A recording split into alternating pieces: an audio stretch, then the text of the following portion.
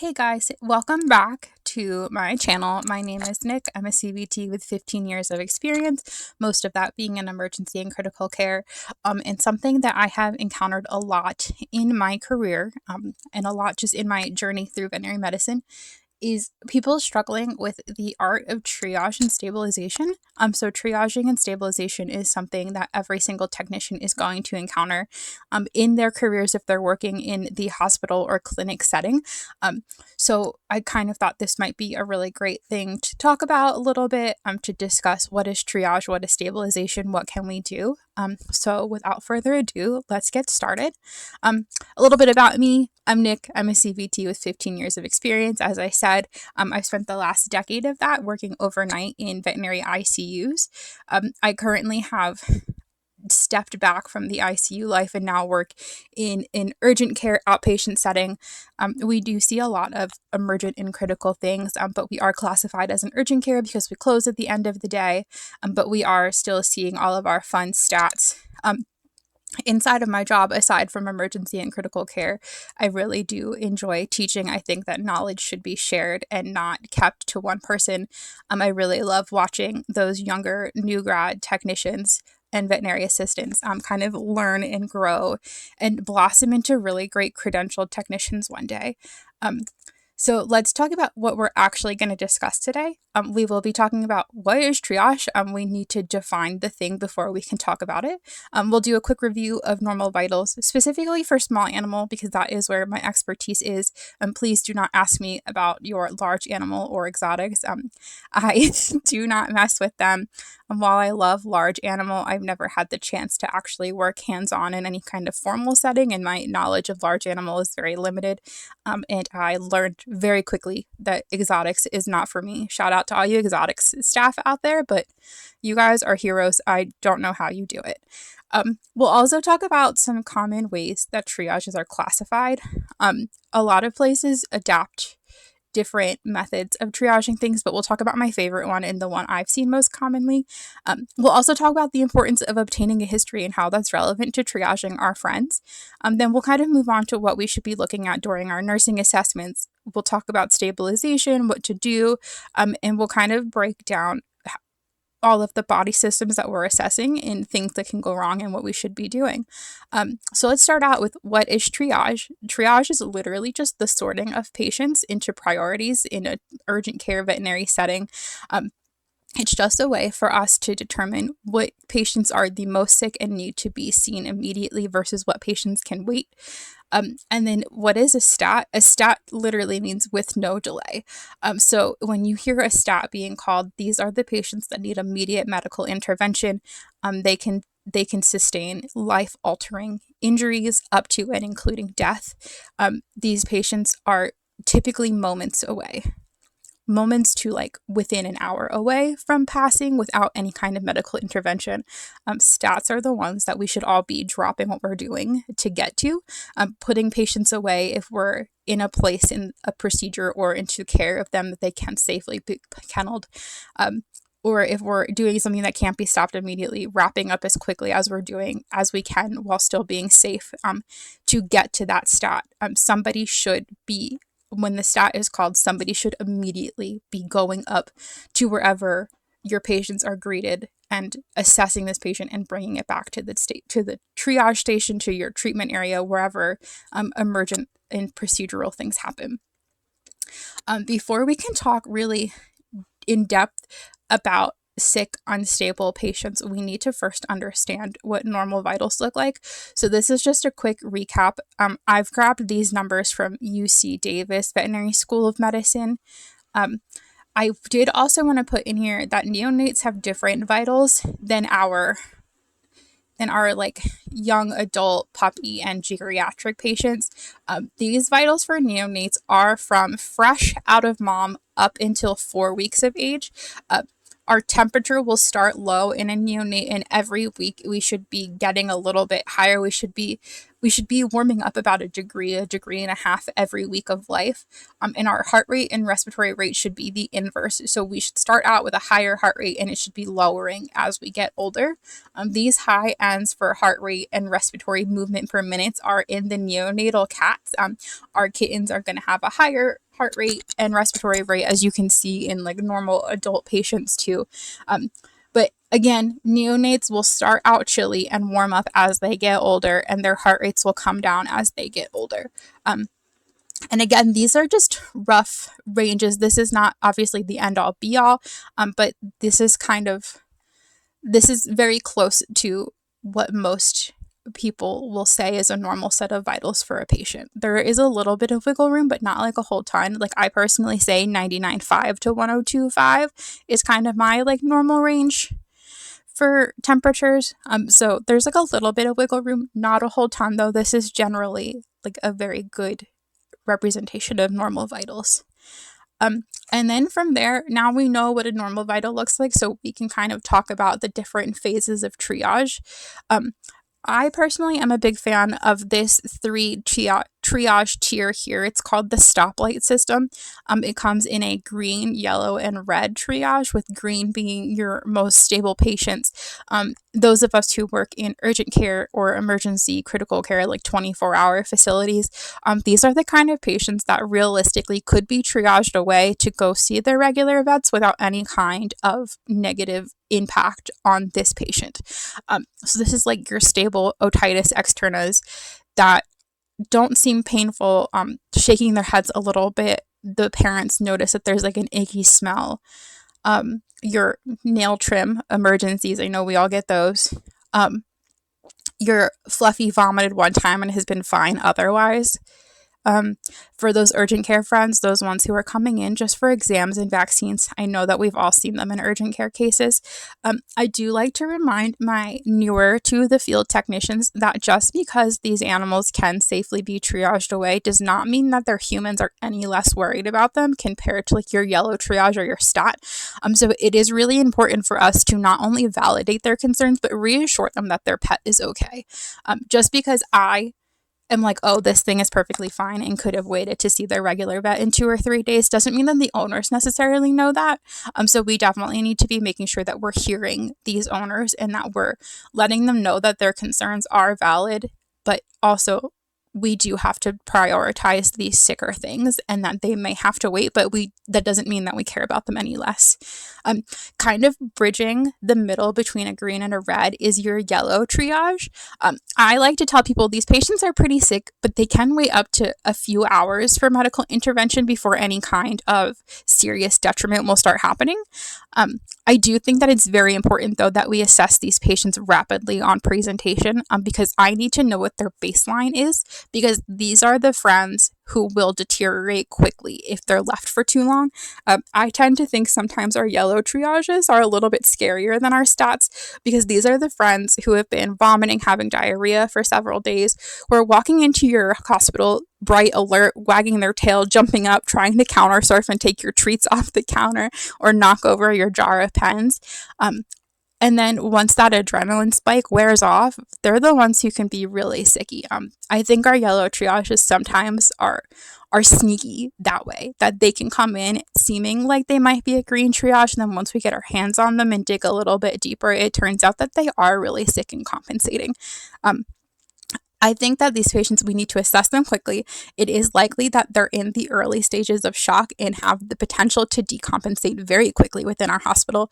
So again, stressing, triaging them quickly and being sure to follow up on these patients pretty regularly. Like in between your triages, if you have a minute and you have a second to go pop your head into that exam room and making sure that Fluffy is still doing okay on those busy days, that is super important, because I think sometimes these yellow triages fall through the cracks, and then we end up missing signs of deterioration or decompensation, and then all of a sudden it goes from Fluffy was fine and now Fluffy is a stat. And then that leads us to our red triages or our stats. These are, again, like I was saying earlier, the drop everything that you're doing to get to this patient. This patient is going to die without near immediate medical intervention. I lovingly like to call these the VIPs.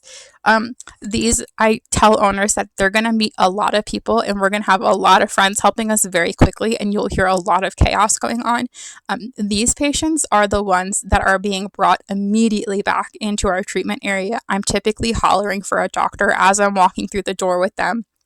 I'm prioritizing getting a really quick history, getting the doctor looped in while the owners are presenting me that history, because everybody who is involved needs to know what's going on immediately. These patients are typically under an hour away from death without some kind of life-saving intervention from us.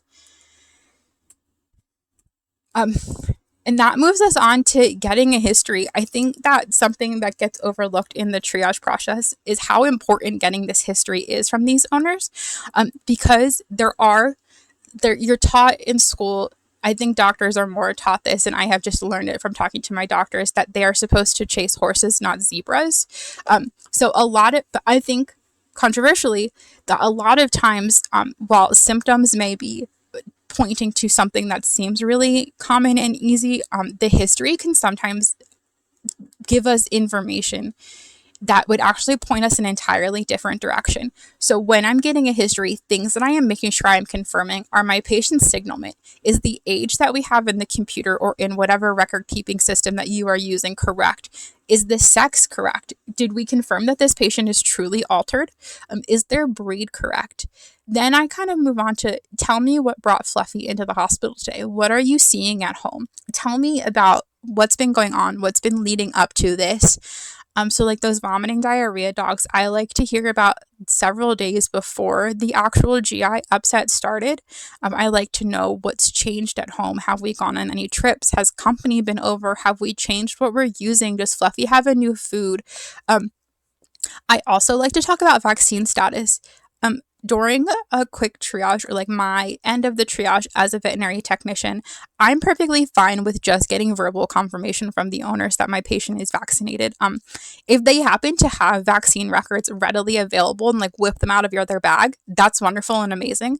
But otherwise, a verbal confirmation and just a confirmation of the referring veterinarian is fine, because I can either call that vet myself, or if I'm really slammed, I can delegate that to one of my CSRs or to another technician, to get confirmation of vaccine status, because there are several things that will present in the hospital, that are related to not being up to date on vaccines, like parvo, leptospirosis, Lyme disease.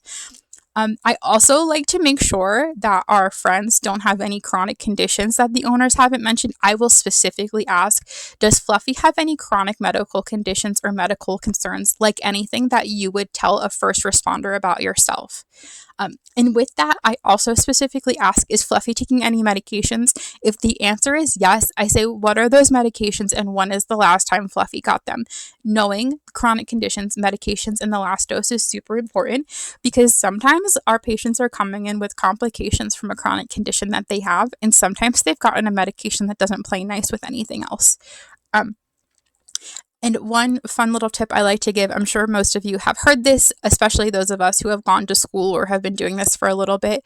It's super important to prioritize asking open-ended questions. Sometimes we can let our own biases get involved if we're asking yes or no questions, and we can get ourselves into like a confirmation bias situation where you feel like it's presenting as an HGE, and now you're asking all these leading questions to support your assumption of HGE. But what we didn't know is that Fluffy ate something a few days ago and has a foreign body obstruction. So I tend to do my best to kind of be like, tell me about what's going on, and let the owners elaborate, and then kind of pick out questions that fill in gaps in the story that I was told to make sure that I get a full history. But I tend to start out with a very broad spectrum, like, what brought you guys in today? Or I saw on the triage, or I saw on the appointment note that Fluffy has XYZ. Tell me about that. And I just let the owners just kind of talk. And then when they're done, then I will circle back. Sometimes I need to ask clarifying questions, but that initial question, once I introduce myself, is always, what brought Fluffy in, or tell me about this this like appointment note, and then let them go, because I need to hear the whole story. And sometimes the owners won't, if you're asking yes or no questions only, the owners are less likely to bring up information outside of those specific yes or no questions that you've asked. Whereas asking open-ended questions allows the owners to kind of like train of thought, and sometimes things will pop into their head and they'll just say it because they're talking to you anyway. And then that thing that popped in their head and they just said seemingly with no filter is actually like the key that unlocks all of the mystery of Fluffy's illness. When we are assessing patients, there are 4 main body systems that we should be assessing. In order of importance is respiratory. We need to make sure that my patient is breathing and that their airway is clear. Are they able to get air in, and are they able to get that air, that oxygen into the hemoglobin? So I'm making sure that our respiratory rate and effort is normal. I'm checking mucous membranes because here is where I'm thinking about cyanosis. So like those blue or purple, gray mucous membranes. I'm looking at muddy mucous membranes. We're not quite pink, but we're not quite blue, and we're somewhere kind of in the middle where that icky, truly like muddy, gross color, like when you mix all of the colors in your paint set together and you get that awful like brownish like gray, like gross not color.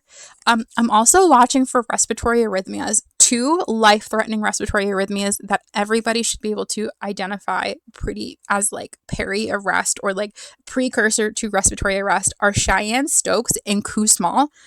So Cheyenne-Stokes is, you'll see your patient take several really good normal respirations, and then they will either have a moment of apnea or they will stop ventilating properly. So like they'll be breathing, but their chest won't actually be moving, and there won't actually be any kind of like real diaphragmatic movement or like meaningful respirations. And it'll keep going like that. Like they'll have some really great respirations where they're ventilating really beautifully, and then it'll stop, and they'll either stop breathing entirely or they'll have these really awful like garbage breaths, and then it'll keep cycling like that. Like they're very cyclical, and they'll like normal and then apnea and then normal and then apnea. If you ever see something like that, get that patient to wherever you intubate your friends, because that friend is going to respiratory arrest and they're going to arrest soon.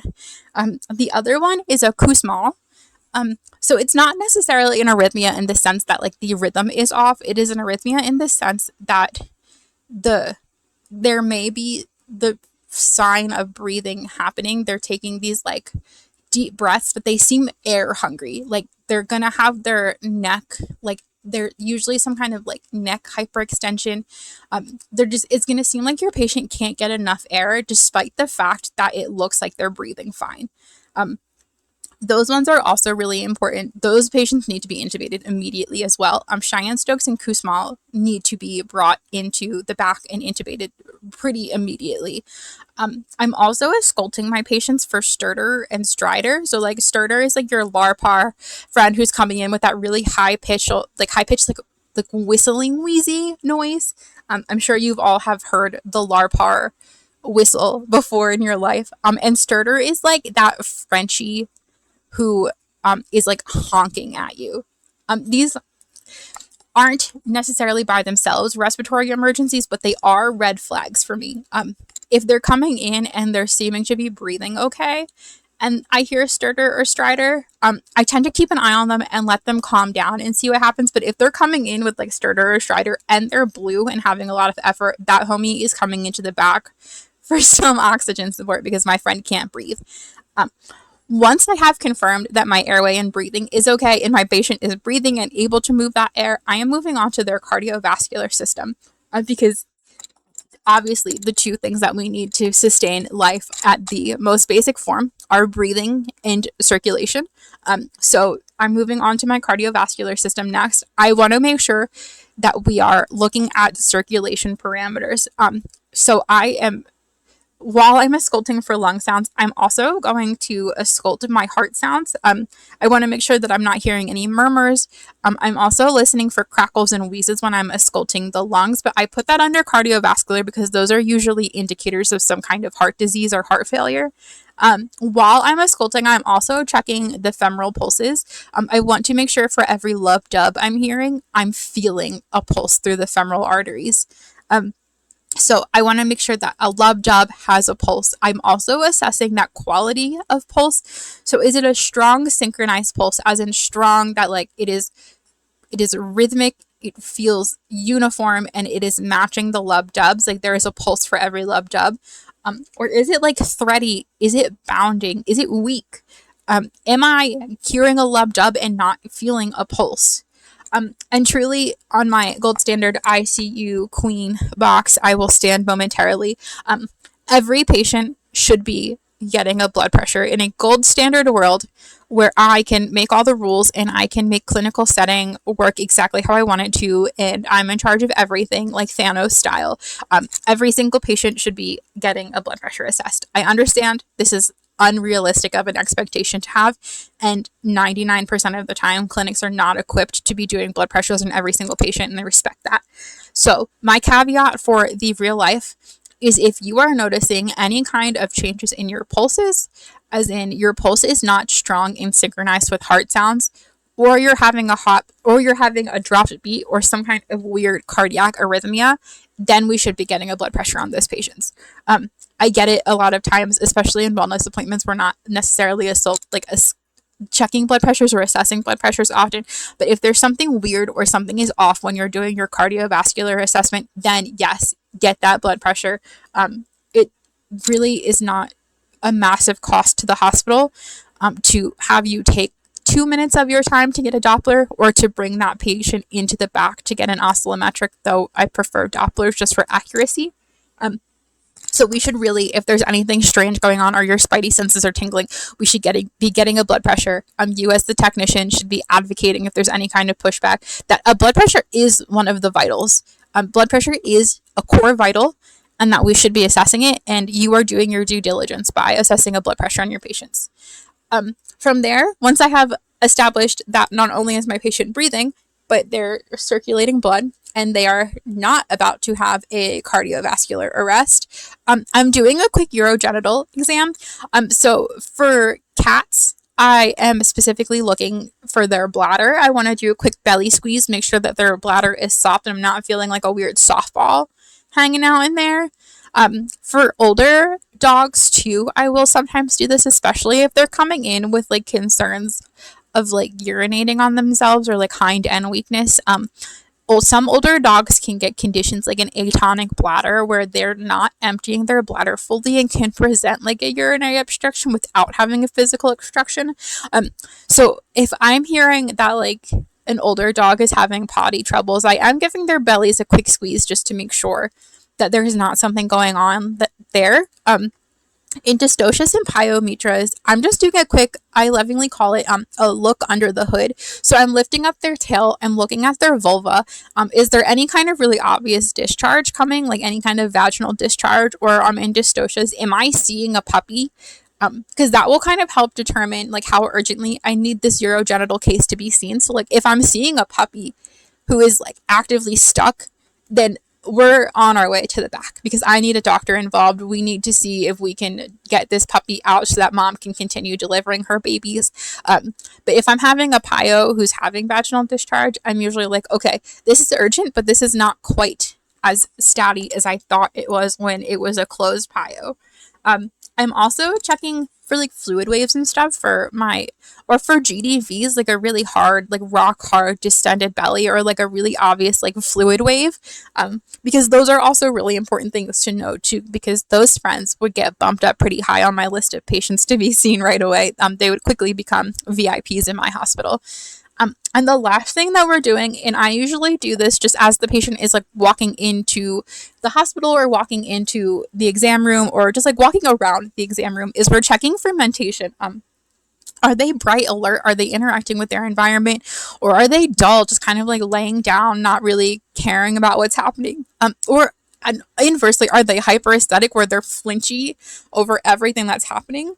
Especially after like toxin ingestions, we can have some mentation changes. So if I'm seeing hyper aesthetic patients where they're like flinchy at everything that's happening and like having these really crazy over the top reactions, I'm gonna kind of probe a little bit, like, did Fluffy maybe get into some weed, some marijuana somewhere? I don't care where it came from. Live your life. 420 forever. But like, did Fluffy pick up some weed on a walk, or like did you guys maybe have something at home?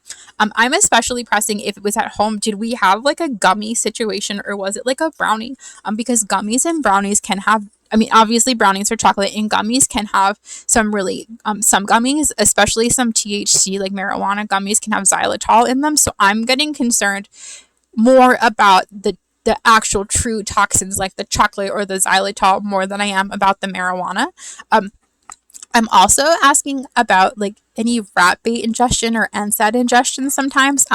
For my like HGE friends, I'm sometimes asking if we got into NSAIDs because they can cause gastric ulcers, which in turn can cause like hemorrhagic diarrhea or like hematoemesis.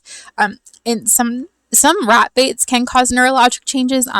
Depending on which rat bait they ate, when we're starting to see changes in our blood work, those electrolyte changes can also manifest visibly as changes to mentation and neurologic changes, which is why I've mentioned it here. But really, the biggest things are I want to make sure that my patient is alert and responsive. Whether they're bright or quiet is not like a massive concern to me, but I'm more concerned with them being alert and responsive. My dull, obtunded, comatose, stuporous patients um, are getting flagged. Dull patients, I kind of am like letting a doctor know, like, hey, Fluffy's kind of dull, but my obtunded, stuporous, and comatose patients are immediately into the treatment room because something is very wrong. Um, Also, I know I mentioned briefly that on the yellow triages that most of these patients are coming in the early stages of shock. So I wanted to very quickly touch on shock. This can be a whole nother talk if you guys are interested. Let me know. But just a quick some changes that we're going to see in shock, some things that should kind of be percolating in your brain is like, something is going on here that like we need to get you assessed right away. Our dull mentation, hypotension and poor pulse quality, tachycardia in early stages of shock in dogs, and then bradycardia in late stages of shock in dogs and in all stages of shock in cats. And then changes to our CRT. So our capillary refill time might be prolonged or shortened depending on what stage and what type of shock. These patients should be seen by a veterinarian right away. These are the friends I am very worried about. These are the ones I was talking about who can present to your hospital like bright, alert, responsive, running around like crazy.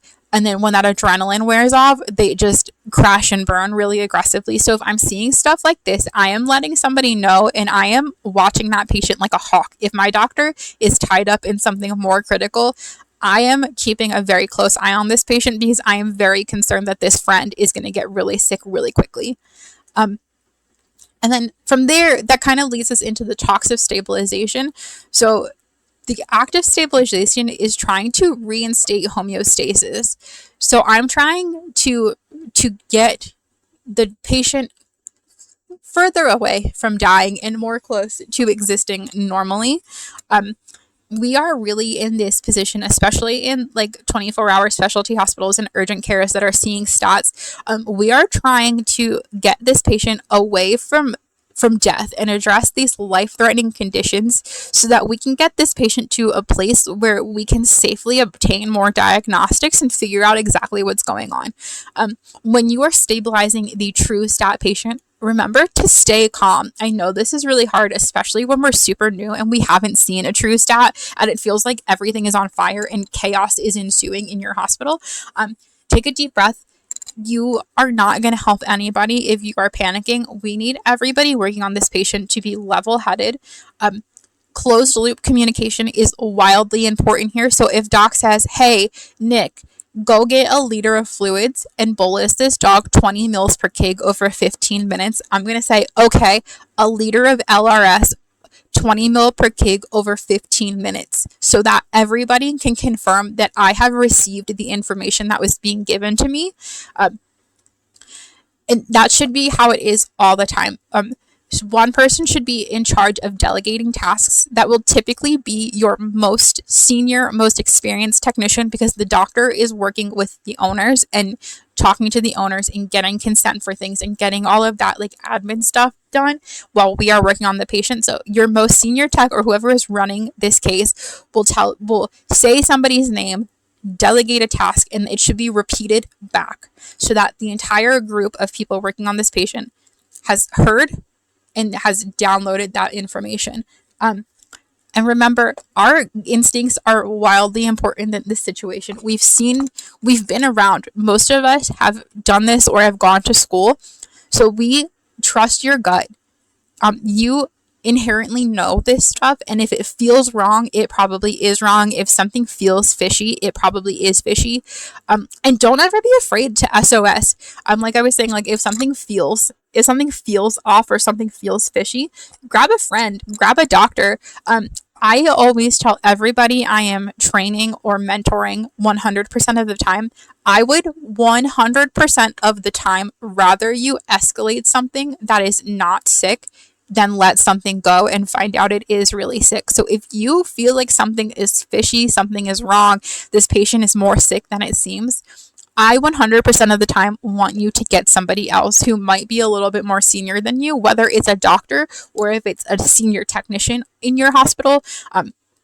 Always escalate these cases, because the worst thing that's going to happen is we're going to assess this patient and be like, Fluffy's okay. Fluffy can wait. That's going to make the owners feel better. And then you've done your job for advocating for this patient. So definitely don't be afraid to call a friend.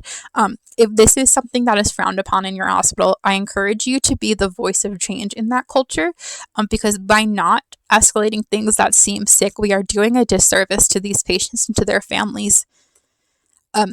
Okay, so now we've established that our patient is unstable and Fluffy is truly a stat. What the heck am I doing? What do I do? A stat got called. I run it into the treatment room. Now what? Some things that we can do are we can get an IV catheter started on Fluffy immediately. We can get consent from the owners to get an IV catheter. We can get consent to give pain medication to Fluffy. We can get fluids started. Just some things to remember. Fluids are a prescription, so we do need to run this by the veterinarian. So usually what I will do if a friend is coming in that is like truly a stat and I think it would benefit from some fluids, I'll say, hey doc, can you come look at this dog so I can start this 20 mil per kg, 10 mil per kg fluid bolus? And I usually just get the green light from them. And then once I get that green light, I'm off to the races. So we can give shock boluses. Dogs can get up to 90 mils per kg in a 24-hour period of a shock bolus, while cats can get up to 60 mils per kg. But we're not dosing that all at once, right? We're usually doing like 10 to 20 mil per kg at a time and reassessing hydration and circulation factors. Those are just like the limits where we really need to be concerned about fluid overload and what we're doing to the cardiac system at that point. There's also a few types of fluids that we could be using. Most of the time, we're going to be reaching for crystalloid fluids. So like LRS, P-Light, Norm-R, because those have a smaller molecule. They're going to leave the intravascular space more quickly. So these are typically what we use when we're trying to kind of like bump up hydration quickly to get these patients out of shock so that we can stabilize them and figure out what's going on. And then in some more rare cases, or cases where like we're bleeding or sometimes having like weird clotting stuff, we'll reach for a colloid that has a larger molecule and it takes a little bit longer to leave the intravascular space. Again, fluids are a whole nother conversation that we can have as like a separate presentation if that's something you guys are into. This is just kind of like the quick and dirty. If something is unstable, get an IV catheter in it, ask about fluids, ask about pain meds. Those are things that we can be doing even before the doctor gets over, even if it's just like getting permission from the owner and getting that IV started as the doctor is walking over. Every second counts in these stat situations, so don't be afraid to start asking the owner just for verbal consent, because you're going to document that in your records anyway, that like owner gave verbal consent to XYZ. And then from there, we can talk about each of the different body systems. So I tend to like go down the list when I'm stabilizing a patient. Airway and breathing, if we're fine, I'm moving on to cardiovascular, then urogenital, then neurologic. But if I'm seeing a cyanotic patient who's struggling to breathe, I'm getting them on flow-by. Do we need to intubate them? Do we need to put them in an oxygen cage? For my cardiovascular friends, if I feel like any kind of weird like arrhythmias or something, I'm getting a blood pressure and sometimes an ECG. I'm trying to get an IV catheter right away. If the patient is truly arresting or is like in or hasn't like fully arrested but has reached a point where we're not having a circulating rhythm, I'm starting compressions, I'm starting CPR. As support staff, we are absolutely within our rights to start CPR on a patient who has arrested or has come in arresting on so just get on that table, get on that chest. For blocked cats, I'm thinking about what we can do to protect our heart and getting that potassium back into circulation. I'm also focusing on getting unblocking supplies ready as soon as possible because that is the most important thing that we can do to fix these cats. And then for like my pios and dystocias, I'm thinking about getting the OR set up or getting oxytocin into my dystocia patients. And then for my neuro kids, if I think that they have a traumatic brain injury, I'm trying to elevate their head.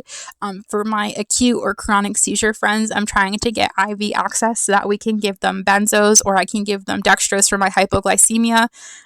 Especially in my pediatric and like toy breeds, I'm checking on blood sugar because those teeny tiny kiddos are really bad at regulating their own blood sugar.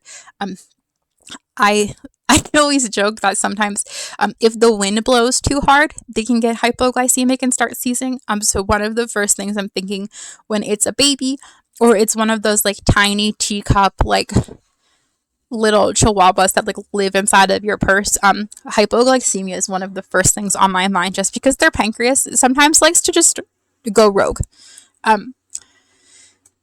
But let's talk a little bit more in depth about each body system because there's a lot, but this is kind of like the overview, like things that we have available to us. So for airway and breathing, we have kind of like 4 different stages of oxygen support that we can give to our patients. So starting out with the least effective is flow by.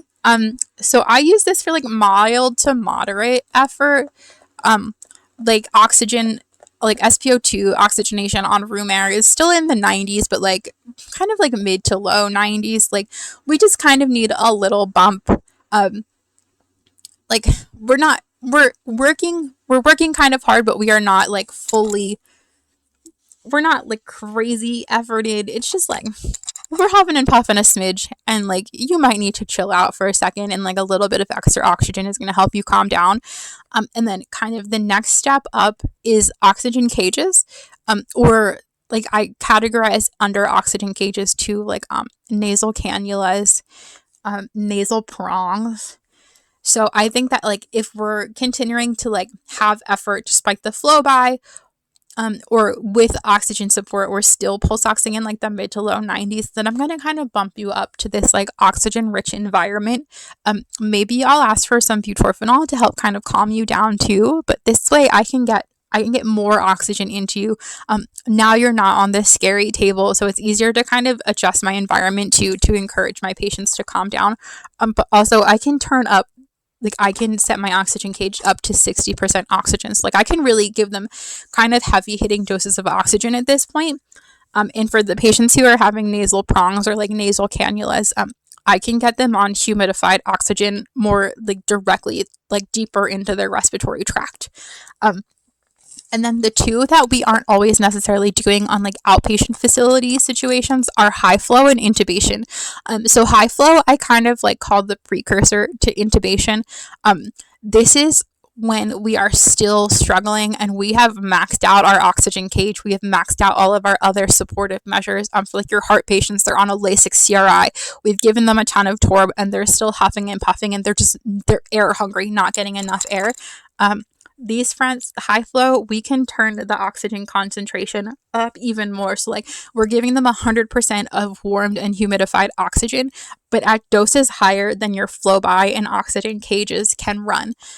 So there's this typically a like strictly ECC 24-hour like criticalist kind of toy, because these patients do require close monitoring. It is very easy to overdose oxygen. So gold standard again is to be doing serial arterial blood gases on these patients to ensure that we're not overdosing them and that they're getting enough oxygen flow through, they're getting enough oxygen into those hemoglobin through the arteries. And then kind of the final step for respiratory support is intubation. So these are like apneic patients, profound hypoxia where your pulse ox is like in the 80s and lower. Like this is truly the like, my patient is arresting or has arrested and I need to take over all aspects of breathing for them. We typically don't do long-term intubation in an outpatient setting, we obviously, you're intubating for a code, you're intubating for CPR. That's super indicated, super appropriate. But the asterisk is more for like vents. For your vented patient, that is typically a like 24-hour specialty hospital with a criticalist on site, because an intubated vented patient is a one nurse to one patient.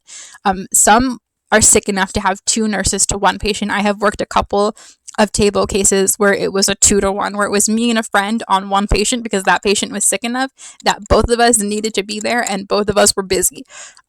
So long-term intubation is definitely more like a 24-hour thing, but in the cases of respiratory arrest or true cardiopulmonary, like true like full system arrest, we are intubating these patients on an out-term basis and getting them stable enough to go somewhere more capable of handling this sick of a patient.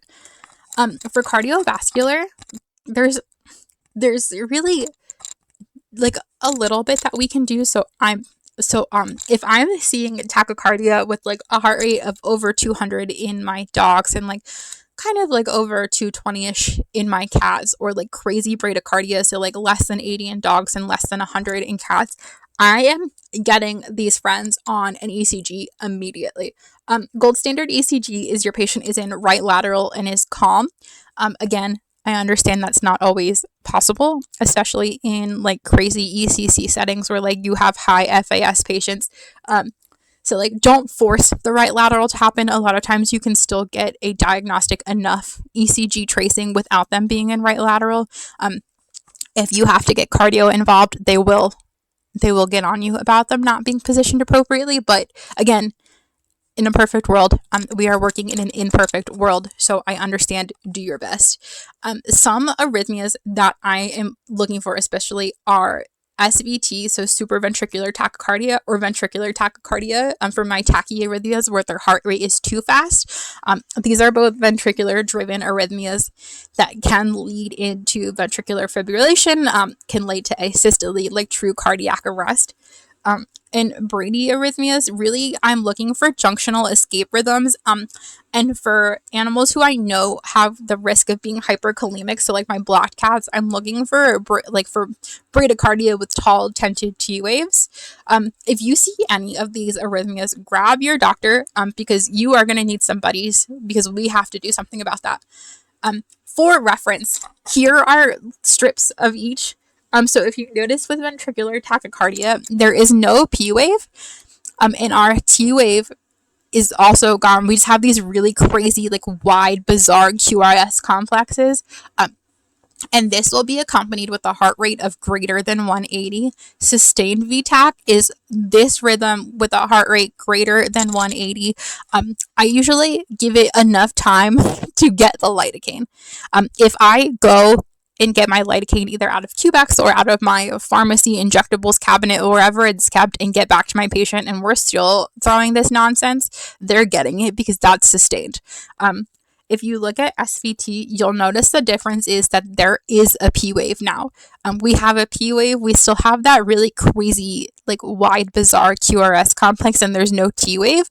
But every QRS complex has a P wave. That is the big difference between VTAC and SVT. VTAC will never have a P wave, but SVT will. These are treated very differently. SVT, I'm looking for more like beta blockers, like I want to say like propanolol, esmolol. Don't quote me on that. It's been a while since I have treated SVT, but I want to say that is correct. And then lastly, the junctional escape rhythm I put down here. I put a little arrow.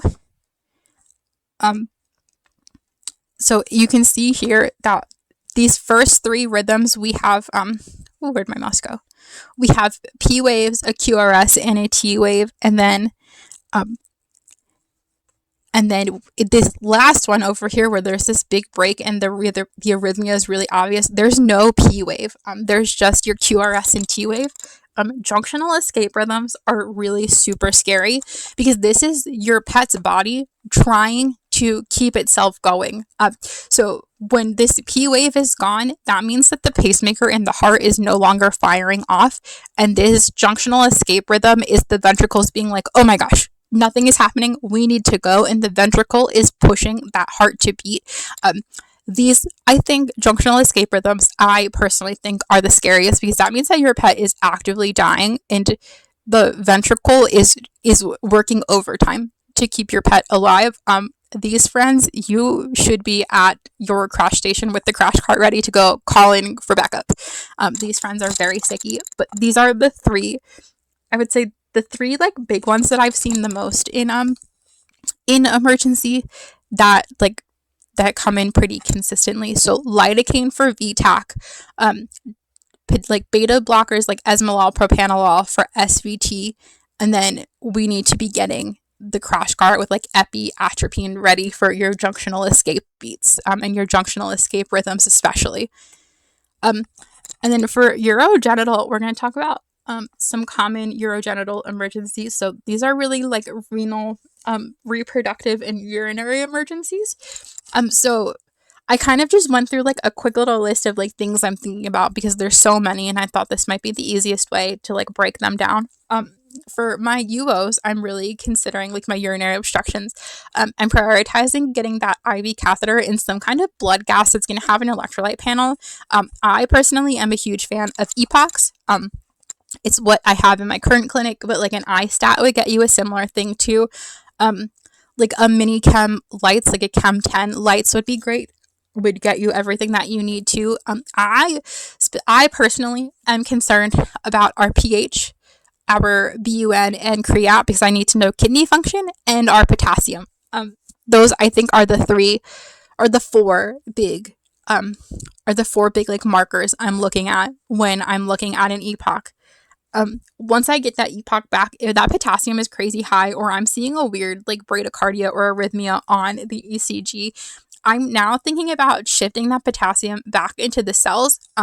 So I usually start out with calcium gluconate to protect cardiac muscle. And then I'm going to move on to like insulin to help shift that potassium back into the cells, and then dextrose to combat the hypoglycemia that comes with insulin in a patient who doesn't necessarily need it for their blood sugar. I'm also phoning a friend to get stuff to unblock this patient ready. Whoever is around, I am lucky enough to work with some very talented veterinary assistants who can read my mind and can see my look of oh shit on my face and start getting unblocking stuff ready for me. But definitely, this is the situation too, if you are the nurse on this case, to call somebody out by name and ask them to get stuff ready to unblock this patient. Whether you as a technician are allowed to and encouraged to unblock your patients in your hospital, or the doctor is the one who's doing them, whoever is going to be unblocking this patient should be there post haste, because we need to get this patient unblocked so that they can start voiding all of that waste material that's just stuck in circulation. And then once they are unblocked and we've moved on to the stage where they're staying in the hospital, I'm now kind of shifting my thoughts to a post-obstructive diuresis, where now that the kidneys are back online, we're going to be working overtime because there's been so much backup. So once they're unblocked and we have a urinary catheter in and we've relieved the roadblock, as I call it, then I'm thinking about blasting these friends with fluids, because they're probably already suffering from an acute kidney injury, and I want to help that as best I can by giving them lots of circulating volume for those kidneys to get extra blood flow so that they can do their job and suck out all of those toxins and get rid of them through the urinary tract. When pyometras come in, moving on to pyometras, I should say, when pyometras come in, one of the first things on my mind is this a closed pyo or an open pyo? So when I say closed versus open, I mean, is all of the infection and pus and infectious material stuck inside of the uterus, or have we gotten to a point where the uterus is allowing that stuff to kind of like flow through the rest of the reproductive tract and come out as like vaginal discharge? They're both They are both emergencies and need to be addressed rather quickly, but a closed pile will be much more of an emergency than an open pile. Usually, closed piles will need to get to surgery that same day, where I have seen open piles get discharged with some antibiotics to come back the next day, depending on caseload. Again, I'm getting an IV catheter and an EPOC into these patients. I want to see what's going on. Some doctors, if you can, get a CBC too, because that white blood cell count is really going to be important, and we want to see what's going on there. I'm also thinking about getting antibiotics loaded onto this patient, whether it be like a unison moment or a Baytril or both, if they're kind of giving you a little bit of sepsis. Ask your doctor about getting antibiotics on board, because that is a really important step one. And then once I have IV catheter in and I've established that they're stable-ish, I'm thinking about getting this friend into surgery as soon as possible. The sooner I can get this patient anesthetized so my doctor can get that infected uterus out, the better. Because we obviously aren't going to be able to fix this problem if the infection, if this like uterus that's filled with infection is just stuck in there. So truly gold standard is surgery, especially for closed pyometers. There's not really a way to save them without spaying them. Open pyometers can be a little bit more up for discussion, because some do respond to just at-home antibiotic therapies, but truly gold standard is to spay these kiddos.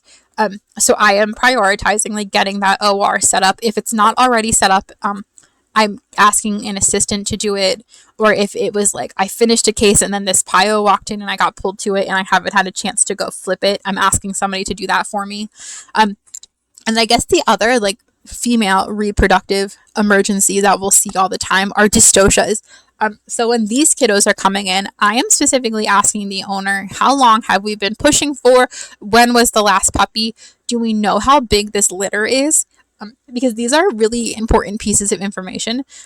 Because if mom is like, if the owner is like, yeah, she was like pushing for several hours and then stopped, I'm getting a little bit worried, especially if we know that there's more puppies that haven't been delivered. Like if I'm hearing, oh yeah, we went and we got an ultrasound and x-ray done and we confirmed that there's 5 puppies, she's had 2 and stopped pushing, my alarm bells are going off. This is not good news for us. So again, when IV access, but usually before that, I want some oxytocin into this patient to help stimulate like uterine contractions. Oxytocin is wonderful because it can be given IM, so I tend to prioritize oxytocin over an IV catheter, because I am trying to avoid stressing these patients out as much as I can. So if I can give them a couple doses of oxytocin, put them in a dark, quiet room with their people, and like let nature do its thing, that is truly what I want, and I would wish for every single patient who comes in labor to my veterinary clinics. But we all know that that isn't always the case, and sometimes people decide to have their female Frenchie mate with their Great Dane, and that's just physically not possible. So when it is clear, or it's becoming clear, that a C-section is necessary, I am now prioritizing IV catheter, full blood work, and getting them into anesthesia. For these kiddos, I'm also, once I have determined that they are a C-section, I'm also prioritizing like low gas or total IV anesthesia, and lots of local blocks, because I am very concerned about things crossing the placenta. I don't want to depress these puppies any more than I have to, or these kittens, because they're already in distress usually at this point. So I'm trying to be very mindful of like what drugs are going to cross my placenta, how fast are these drugs going to be metabolized, can I reverse these medications? I'm trying to give these puppies the best chance they can. That's a whole nother thing that we can talk about too. We can talk about like dystocia anesthesia, because I feel like that's a whole nother can of worms. So again, if you want me to talk about dystocia anesthesia, let me know. I will gladly go into my TED talk and my soapbox about how to run anesthesia on these patients and how to come up with plans. Something that is, now that we've talked about emergencies strictly for our female patients, we can talk about an emergency that is strictly male patient related, which is paraphimosis. So this is where mostly a dog's penis is stuck out of the sheath, where it is physically unable to be retracted back into the sheath. With these, I'm really concerned about blood flow to the penis, because usually this is some like secondary, like it is stuck because it is swollen or something has happened and it is like physically unable to be retracted. So that means that circulation is being affected. I've seen dogs come in with necrotic penises before because the owner thought that Fluffy was just super excited and didn't want to put his ween away. And then he comes in and it's like purple and dying.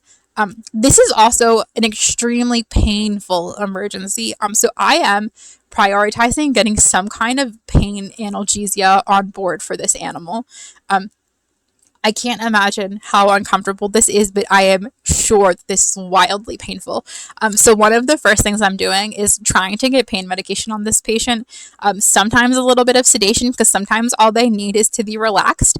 And then once I have this patient relaxed to a point where they're like compliant and without stress letting me, I'm gonna lube this sucker up and see if I can reduce it. I'm gonna try putting a little bit of sugar on it, see if I can reduce it. Really the goal is to get this dog to retract his penis, because the worst thing is to have to go in and send him to surgery to fix this. But that's usually later stages. My initial concerns are pain medication, checking out how we're circulating to his penis, and seeing if I can reduce it myself or if he'll reduce it on his own. And then we can kind of, like, the rest of it is a later conversation with the doctor and the client. AKIs are also, I feel like, a urogenital emergency that come in all the time, whether it's like an AKI from acute kidney injury from like a lily ingestion or like a toxin ingestion. We should always be getting an IV catheter and getting either like a blood gas or a full chemistry on these fronts, because we want to know how affected the kidneys are. Is this truly just an acute kidney injury, or is this like an acute on chronic thing where like we've already had underlying kidney disease and now something has progressed that has upset the kidneys in a different way, or has like upset the kidneys more than like our baseline chronic kidney issues are. I'm also trying to figure out if this patient ate something. Is this truly like an acute injury because we ate something, or is this like an acute injury because we're like shunty or we are developing kidney disease and we're going into kidney failure? The epoch and the chemistry will really tell you that, but for these fronts, fluid support is really wildly important. So I am prioritizing a catheter and fluid support to help get like pressure up in those kidneys. I want those renal vessels to have extra volume so that they get extra pressure so that the kidneys can do their job, because a lot of the physiology of the kidneys relies heavily on perfusion through the renal vessels. And the last one that I popped in here that could really be argued for cardiovascular too is effusion. So whether it's pleural, pericardial, or abdominal effusion, I am really focused on getting pressure support for these patients. They tend to be really hypovolemic because all of that fluid that is supposed to be in their circulating volume has now found a home somewhere else. So again, like IV catheter replacement, fluid boluses. I'm checking an ECG on these friends too, especially with pericardial effusion. Once there's enough fluid in that pericardium, we can get cardiac tamponade, and that is a life-threatening, call all your friends, we need to do something immediately kind of emergency. I'm prepping my doctor for a centesis pretty quickly on these friends, especially for pleural and pericardial. The sooner we can get that stuff off, the sooner we're going to get our patient out of distress. And in the meantime, while we're getting stuff like that going, I'm getting them oxygen support. Because if they can't breathe because their pleural space is filled with fluids, the best thing that we can do for them in that moment is just give them an oxygen rich environment to try to breathe in. But really, truly, again, like with the UOs, the only thing that is going to fix this is removing that fluid, at least in like the short term. So like getting that fluid off of this patient is wildly important. So we should be like, while a technician is getting an IV catheter and providing oxygen support, an assistant or like a junior technician, whoever you have, should be getting stuff ready to do the centesis and like getting your doctor prepped and shaved and like everything that you need so that we can quickly tap this dog. And then for neurologic cases, I really just put a couple that I see. I feel like toxins kind of float between a bunch, so they live here too. I put seizures, traumatic brain injury, and then I know that blood sugar is more like endocrine, but also I think because it presents with some neurologic changes, I popped that one in here, because you can argue that like blood sugar cases usually come with neurologic deficits. So for your traumatic brain injuries, so like dogs who got bit on the head or hit by a car, or dropped from a height, I'm immediately elevating their head. So I usually just grab like a binder and a towel so that they're elevated at like a 45-ish degree angle. If you don't have access to binders, like if that's just not something that you guys have in your hospital, getting a bunch of towels and like stacking them up, or if you have like a little like slant board or something, some places have like specific boards for TBIs if that's something that's really common in your area. But whatever you can do to elevate this patient's head at about like a 40 to 45 degree angle is really important. I'm also really concerned about their intracranial pressure. So if their intracranial pressure is elevated, you're going to see a really profound bradycardia and a really profound hypertension. So to give you an idea, I most recently had a little, I think like 3 cake Chihuahua who had a TBI. I'm unsure what happened to this dog before it got to me because it was only there for part of my first shift of the week. So like I don't remember the history, but like moral of the story is this dog had a TBI and had really gnarly intracranial pressure and was not responding to any of the things that we were doing to reduce its swelling. So we had it on ECG and we had it on serial blood pressures. We had it like fully hooked up to like monitoring equipment. Its heart rate was 40 and its blood pressure, its systolic blood pressure was easily 250.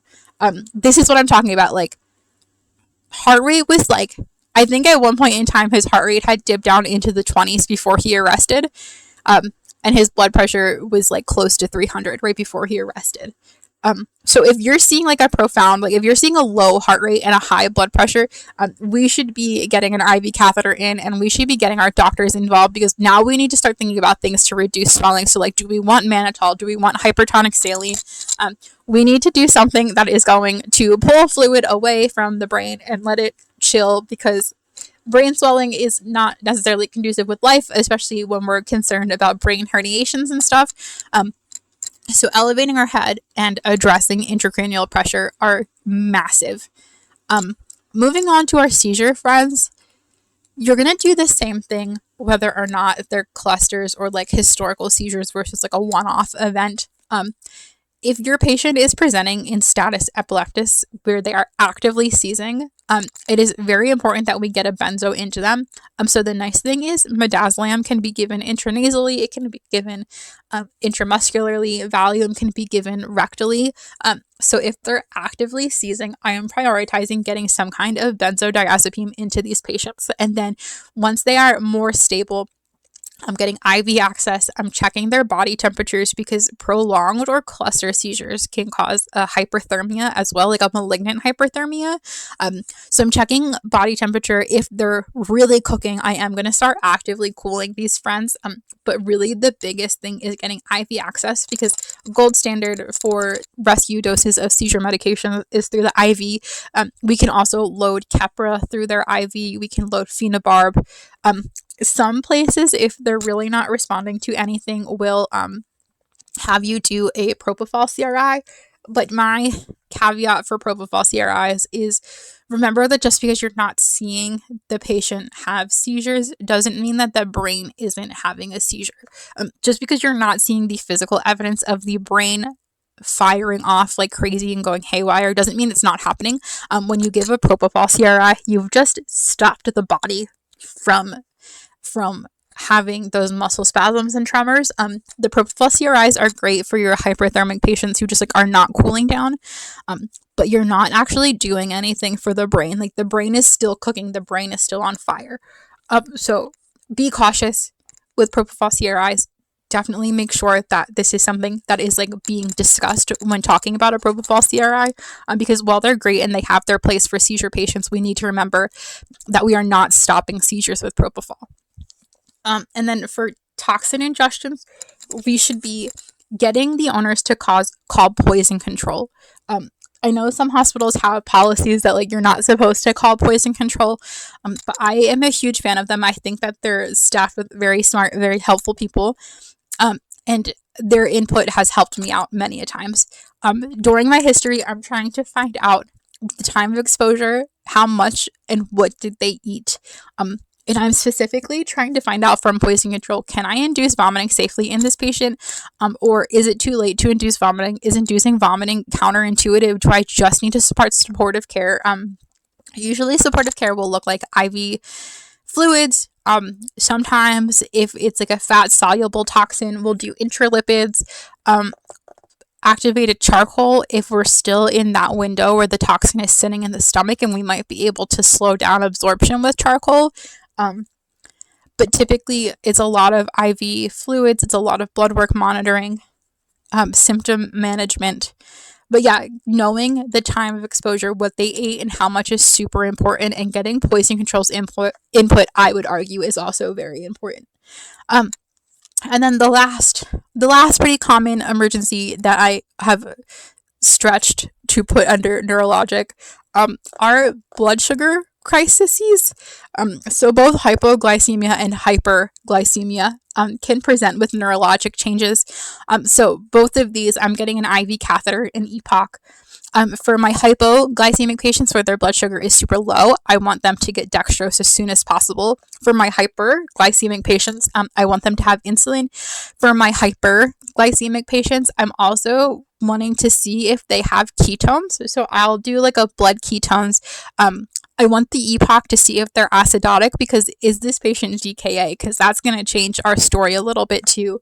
But again, I feel like IV catheter, dextrose versus insulin, what do we need to do to correct that blood sugar immediately so that we have time to kind of dig a little bit deeper? So I feel like the overarching thing here is IV catheters for everybody. Triaging is just a quick assessment. We don't need to be doing like a full, you're doing like a full TPR, but it doesn't need to be like a full thing on those super sicky patients, especially the stat ones. It should be a quick look over. If something is wrong, get them to a doctor as soon as possible. A good history is critical. I cannot stress enough. A good history is so important for when we are trying to triage and stabilize things. What the owner has to say is wildly important. And then remember your ABCs. So airway, breathing, cardiovascular, urogenital, neurologic. That is the order I want you to go in. We are assessing the things that are going to kill our patients first. So obviously airway and breathing. If we're not breathing, our heart's gonna stop working pretty soon. And if our heart isn't working, we're probably not breathing anyway. And then UOs and like kidney things can kill us after that. And then neurologic things take a little bit longer, but are still dangerous. Don't be afraid to start getting IV access and pulling blood on these patients. If you can get consent from the owner, if you can get verbal consent, get that IV catheter in, get some blood. The worst we do is we just hold on to it, or we end up deciding that this patient isn't sick enough, or the owners don't want to run labs. But pulling that blood work at the time of the IV catheter, if you can, is so helpful. It streamlines so many things, and it's so nice because that way we have an idea of like what's going on when they walk in the door. Don't be afraid to phone a friend, call a buddy, call in backup, whatever you got to do. If you feel like you're in out of your depth, or this is like a little bit more than you anticipated, don't be afraid to holler for some friends. I always tell people, and I will say it over and over again, I would rather you call me and it end up not being as crazy sick as we thought it was. I would much rather, I will never get upset with somebody for calling me over to look at a patient and then I'm like, oh yeah, he's fine, it's totally fine. Like, you have senior staff, you have doctors, utilize them. We are here, we have the experience, and anybody who is getting upset with you for calling is promoting a really toxic work environment, and I'm really sorry, but we should be calling friends. as senior technicians and as doctors, we are the leaders within our hospitals.